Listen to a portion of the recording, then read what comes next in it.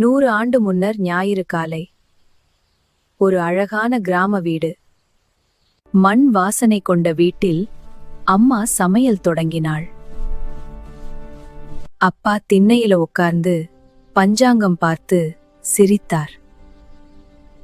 பாட்டி விளக்கேற்றி துளசி முன் ஜெபம் செய்தாள். குழந்தைகள் திண்ணையில் கண்ணாமூச்சி விளையாடி சிரித்தார்கள்.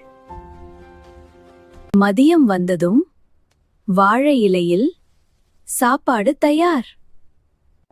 ஒரு ஊர்ல ஒரு ராஜா இருந்தாராம். பாட்டி வேற கதை சொல்லுங்க. பாட்டி குரங்கு கதை சொல்லுங்க. மாலை சூரியன் மறைய குடும்பம் எல்லாம் ஒன்றாக உட்கார்ந்தது. அந்த ஞாயிறு ரொம்ப எளிமை, ஆனால் சந்தோஷம் நிறைந்த காலம் அது.